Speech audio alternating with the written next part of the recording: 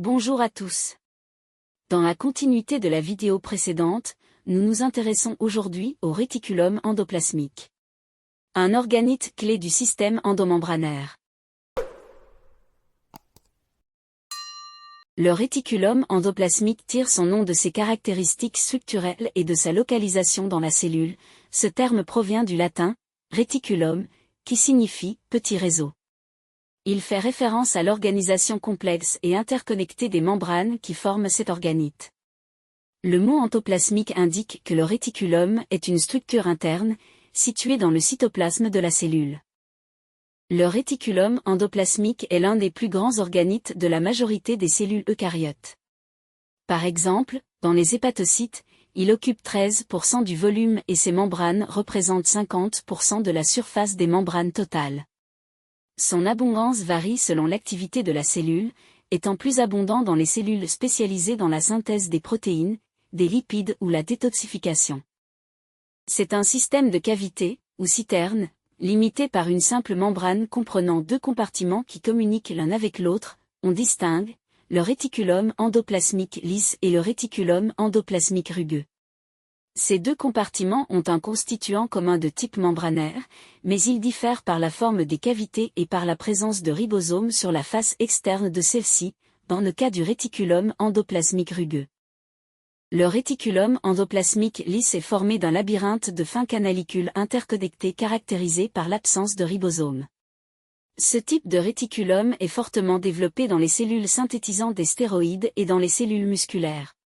Au sein de ces dernières, il porte le nom de réticulum sarcoplasmique et permet le stockage des ions calcium, mais aussi leur libération quand les cellules se contractent.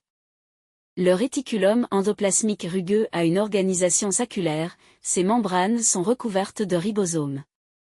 La membrane du réticulum endoplasmique rugueux est en continuité avec la membrane externe du noyau. Il est particulièrement abondant dans les cellules séreuses, les plasmocytes et les neurones. Dans les cellules nerveuses, les citernes du réticulum endoplasmique rugueux sont rassemblées autour du noyau sous la forme d'agrégats appelés corps de nicelle. Une organisation saculaire signifie qu'il est composé de citernes aplaties ou sacules, qui sont des compartiments membraneux en forme de poches empilées les unes sur les autres.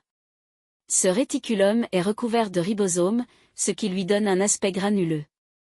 Ces ribosomes ne sont pas fixés en permanence sur le réticulum rugueux. Il s'attache à sa membrane au début de la synthèse d'une protéine et se détache à la fin.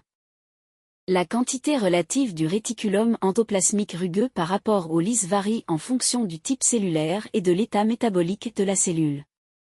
Par exemple, le rugueux est prédominant dans une cellule pancréatique exocrine, tandis que le lisse est prédominant dans une cellule hépatique après une intoxication au barbiturique.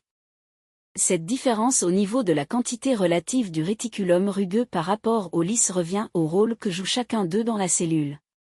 Le réticulum endoplasmique rugueux est spécialisé dans la synthèse et translocation de protéines sécrétées, membranaires et résidentes des vésicules, dans la N-glycosylation des protéines et l'agage de leur arborisation sucrée, et aussi dans la conformation spatiale des protéines et contrôle qualité avant leur exportation vers l'appareil de Golgi. Pour le réticulum endoplasmique lisse, il est spécialisé dans la synthèse des phospholipides membranaires et cytosoliques, la synthèse de cholestérol, d'hormones stéroïdiennes, la détoxification, ainsi que le stockage et libération du calcium. En résumé, le réticulum endoplasmique, qu'il soit rugueux ou lisse, joue un rôle fondamental dans le fonctionnement des cellules eucaryotes.